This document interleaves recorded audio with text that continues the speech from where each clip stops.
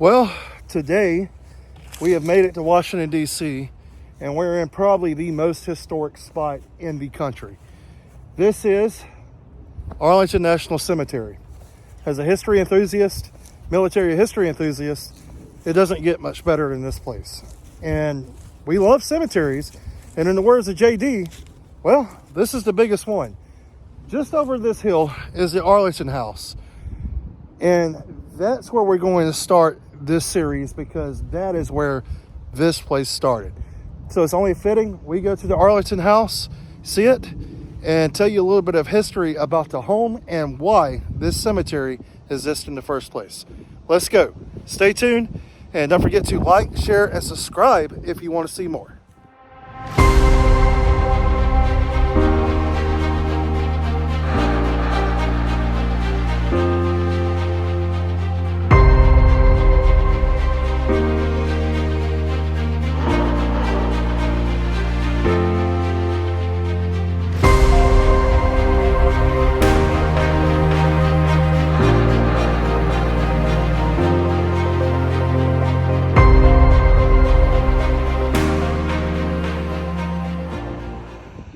Climbing all of those steps to that house right on that hill. That is Arlington House, the home of, well, once home of General Robert E. Lee. So let's go check it out. I'm gonna tell you what, guys, the walk up here is not for the faint of heart. Holy bananas. It's right there, and very cool looking place. But we just run across this. This is Mary Randolph, and she was the first person to be buried at Arlington. So, and she is the eldest child of Thomas Mann. And yeah, so here we go. Her brother, Man Randolph, was governor of Virginia and married Martha Jefferson, the daughter of Thomas Jefferson. So pretty cool. First person to ever be buried here in Arlington. So we have made it to our point here at the Arlington House, and if you're anything like me, you will be asking yourself, why in the world was a house here? Why did Robert E. Lee want to climb those stairs? Why did George Washington's grandson decide to build this place? Well, the view behind this tree, which you'll see in a minute, will tell you everything. But first, let's talk about this awesome place, this awesome house. So they got some literature here.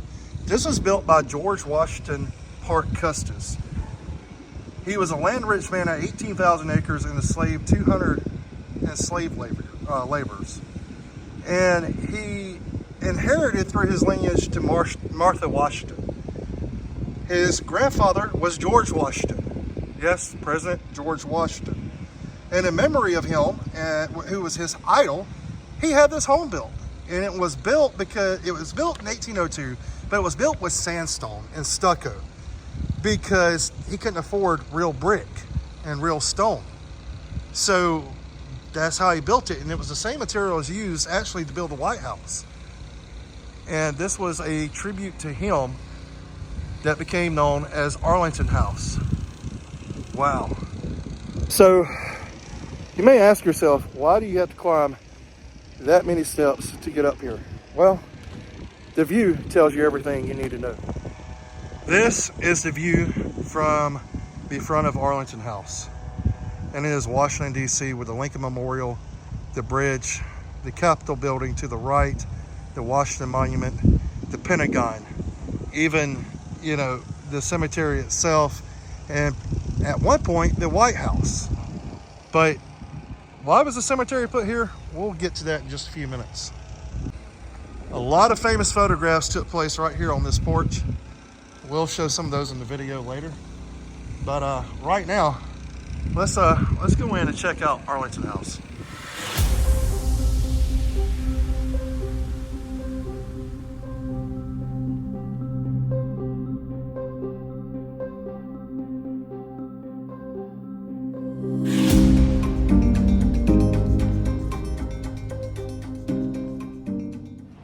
All right, guys, so after years of coming to DC, we're finally made it to the Arlington House when it's open. And this place has an interesting history, and I'm here with the National Park Service Ranger and interpreter. This is Daniel, and Daniel is going to feed us a little bit of information because he's a lot smarter than I am. So I'm just as JD says on the History on the Ground, I'm the monkey with the camera. So JD, I'm gonna steal your line from you. Sorry, buddy. But yeah, we're gonna let him explain a little bit more about what we're looking at. So Arlington House was built between the years of 1803 and 1818 on the orders of a man called George Washington Parke Custis. Who was Custis? Well, his first names kind of give us a hint. He was adopted and raised like a son by George Washington, who, though he had no biological kids, loved and raised his wife Martha Washington's grandkids from a previous marriage like his own. So Custis intended this to be a memorial to George Washington and a place to store family heirlooms from Mount Vernon, Washington's estate where Custis was raised. Now, since the middle of the 20th century, it's also been known as the Robert E. Lee Memorial. The connection to Lee is that he married into Custis's family. So in 1831, Custis and his wife, their daughter, whose name was Mary, she married Robert E. Lee. Lee was a young officer. He would become a colonel in the United States Army. In 1861, he resigned his commission as a colonel in the United States Army. A collection of states concentrated in the South decided that the solution to decades-long bitter disagreements over the institution of slavery was to make a whole new country called the Confederacy, in which it would be written in from the very beginning that slavery would be part of the Confederacy forever, and wherever the Confederacy moves out west, slavery was going to come with. And Lee, though he was a colonel in the United States Army, decided to join the Confederacy. At that time, as it is today, Washington, D.C. was the capital of the Union. This view of the city became of very high strategic importance to the Union war effort as soon as it fell into enemy hands. So the Union Army would occupy Arlington House for the duration of the Civil War. As war dead began to pile up in local cemeteries, it was determined to begin using Arlington as a new place to bury Union officers, in part to punish Lee for the desertion during the war. Right here next to the flower garden, you can see a row of headstones. These all date to the 1860s. They're among the first Union officers buried at what is now Arlington Cemetery, a really important cultural site in the hearts of Americans. Inside the building, there are exhibits about Lee and his family, as well as Custis and his family. Also on the grounds are exhibits about slavery at Arlington, including two preserved pieces of housing for enslaved domestic workers. There's also a basement on display where you can learn about those who were enslaved to do work in Arlington House. I hope that you'll check it out and learn a lot.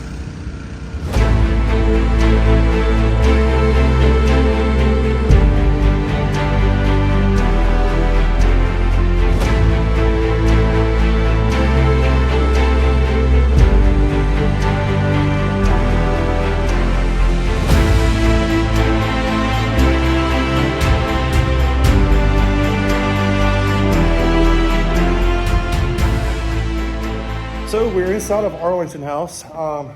Thank you to Daniel and the National Park Service for giving us a little, sneak peek into just some of the history of this place. There's a lot of stuff to see inside of the house, so I'm gonna turn you around and let you look.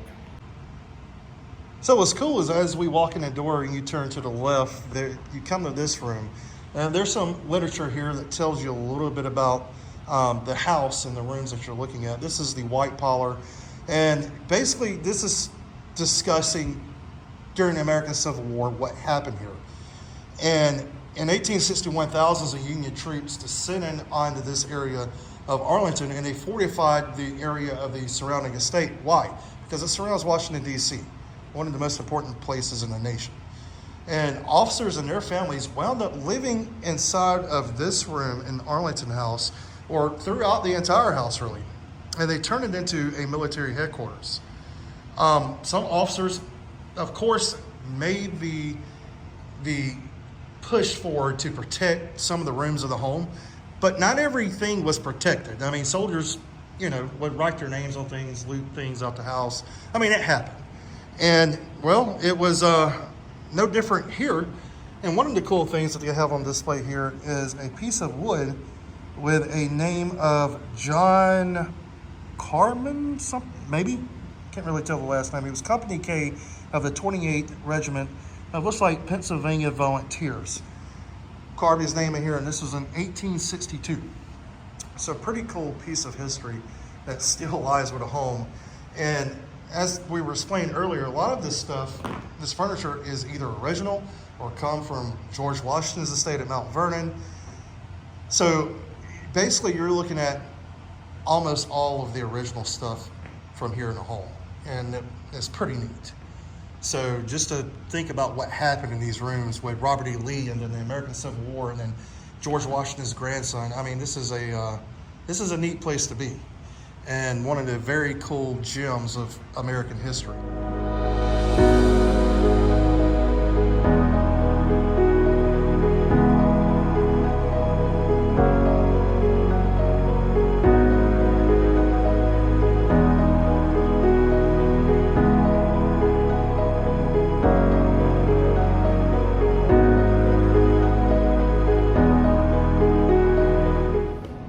So as you enter the house, you enter from this massive porch with this awesome view. In this room, you have several paintings of George Washington, the Lee family, the Washington family, and there's a couple of Rev War paintings gone, but we were explained earlier by Daniel that this is a reproduction copy of the original painting by Custis, Washington's grandson, of Washington itself. I've seen this photo numerous times in different publications.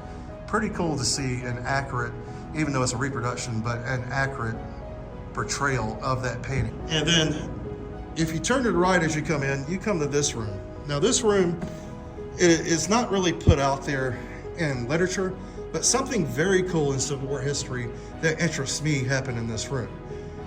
William Tecumseh Sherman, known for his ravaging burning of Atlanta and the Union Army, had to get promoted at some time to general. Well, where did that happen? It happened right here in this very room when he was here headquartered in the Arlington House. Very cool. So to be standing up under the same roof that this happened, it's kind of surreal. But this is the family parlor. And this is basically, during homes at that time, the parlor was your gathering places where you drink your coffee, your tea, or whatever you were drinking and smoking your cigars. This is where your guests would come. And you can imagine during the Civil War, the guys would come in here, talk, gather, all the officers would be in here, and then when Robert and Mary Lee lived here, they would be in this room. They were actually married in this room. I mean, come on.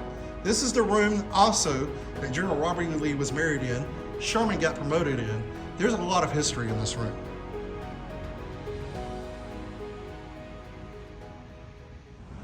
Now, before we go any further, Daniel was just telling us a few minutes ago about something you'll probably miss when you visit Arlington House if your eyes do not look up every once in a while, and that is this painting right here in the parlor. It is basically, I think he said this was called the hunting room, if I'm not mistaken. This is a painting by Custis, and it was painted here in the area of the home as you come in. And it's a hunting scene. You see some deer running there with a dog chasing some dogs on that side. And this is original to the home. It was painted over, restored a couple of times, but this is the original painting. And it's still here. So Lee looked at this painting. Custis painted this painting. I mean, Sherman saw this. A lot of people saw this and admired that painting. So we're going to continue, and we're going to walk into another room of the home here. This is the dining room. Of course, what happens in the dining room? Well, you eat. You give dinner parties.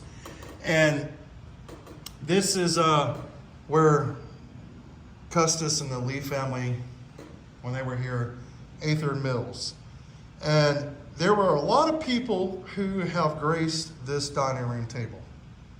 And some of those people include Washington Irving, General Andrew Jackson, and Franklin Pierce. And Custis would usually entertain guests by, how else do you entertain guests? You tell stories about your grandma and grandpa. So he would tell stories about George and Martha, and they had some of the most elegant silverware out of anywhere. And this silverware on this table right now is Chinaware is from Mount Vernon. So this is actually from the estate of George Washington at Mount Vernon. And you could just imagine the stories that were told by this fireplace. Pretty cool. So as we make our way through the home, you get some more views here of the family room and views outside of the home. But they have did a tremendous job. This place was actually just restored not so long ago. Worked on, restored, they've done a lot of work here on helping preserve this place and this history. And this is called the morning room. Now, what is a morning room? Well, Mary Custis Lee, George Washington Parke Custis' daughter, married Robert E. Lee in 1831. She was an avid reader, writer, artist. She read 4 newspapers a day, it said. So, and she edited her father's memoir, Robert E. Lee's memoir, of growing up at Mount Vernon. After her father's death, Mary Lee was the sole owner of the plantation. She managed the household, and she, had to control finances. I mean, she'd done all kinds of stuff. Well, she was painting this room in May of 1861 when she learned Union troops planned to seize Arlington the next day. So, I think I got all the information right, but Mary Lee was in this room when she learned that Union troops were coming here to Arlington to seize the home. And if you look in here, well, there's some cool objects. George Washington Parke Custis, Mary Washington's grandson, began building this home in 1802, 3 years after GW's death. We'll call George Washington GW. And he intended the mansion to be his home and a memorial to the first president. He inherited and bought many pieces of art and furniture that had belonged to the Washingtons, and he impressed guests with his treasury of his grandfather's items. Now, Custis used this room as his artist studio, and he painted many works that honor George Washington, including this one. And you saw the other in the hallway. Well, check out the trunk here. George Washington. This is an extremely famous trunk, an elaborate trunk, and it's so cool to see that. But check out the painting of Washington.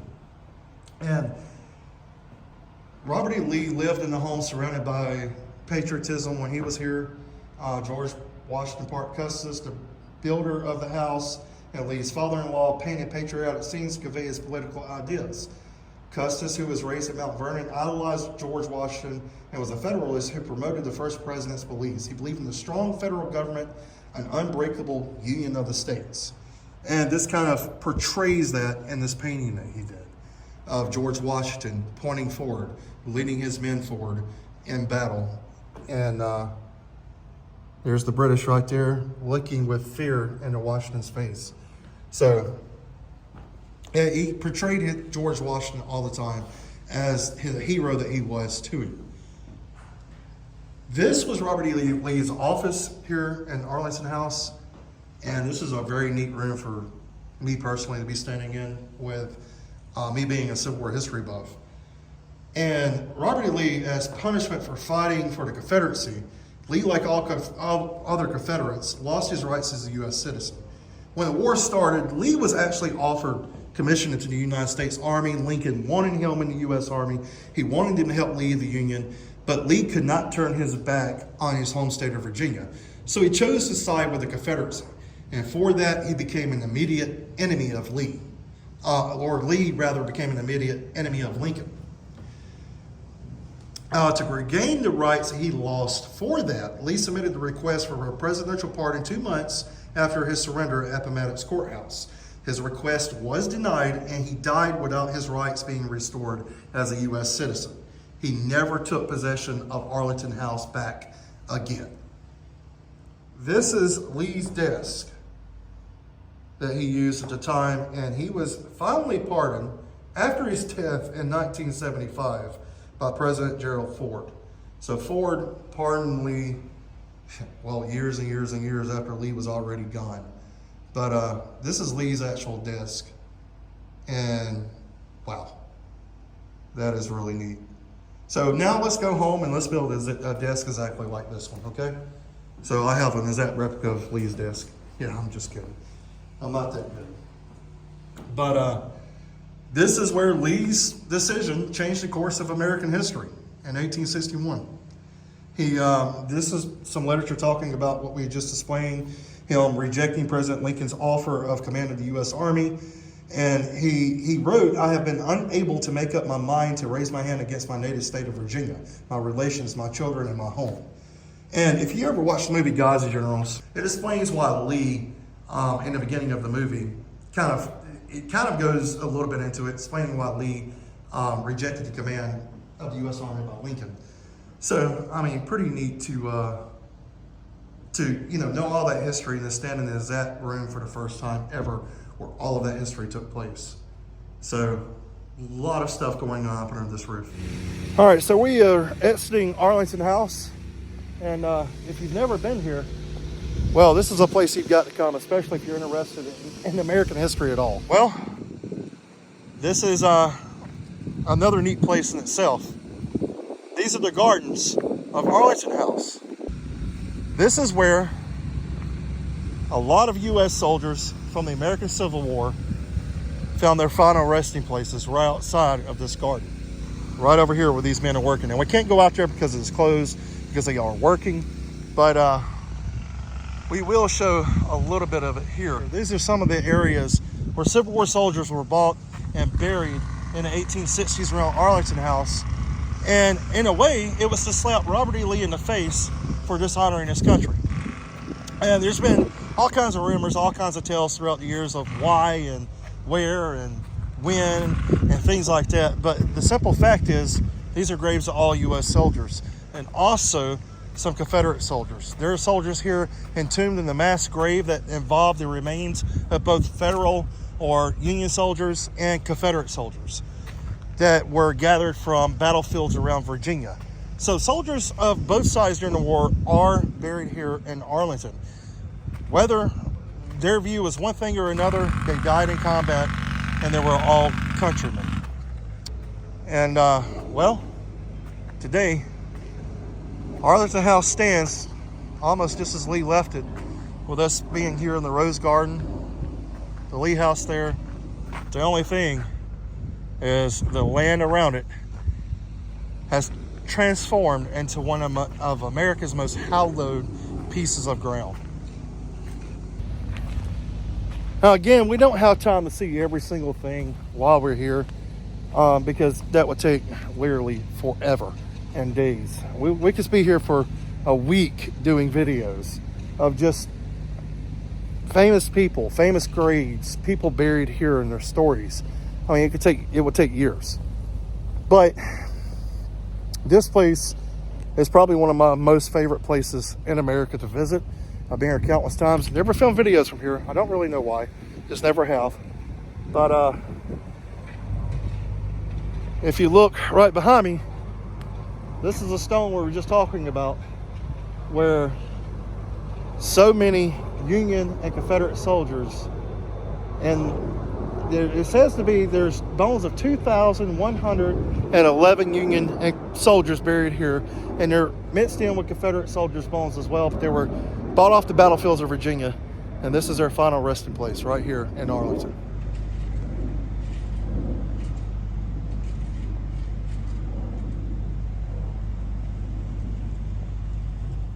So we were talking about George Washington Parke Custis and his relation to Arlington House.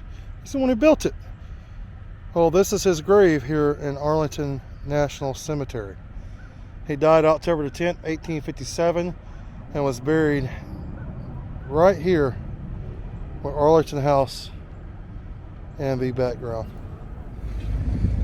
So, in this series of videos from Arlington, we're going to keep going. We're going to show you probably some more famous graves and also the tomb of the unknown. So stay tuned for more videos. Hope you enjoyed this episode of Arlington House and a little bit of the history that ties back to George Washington, Robert E. Lee, and Custis. So until next time, keep preserving history. Stay safe.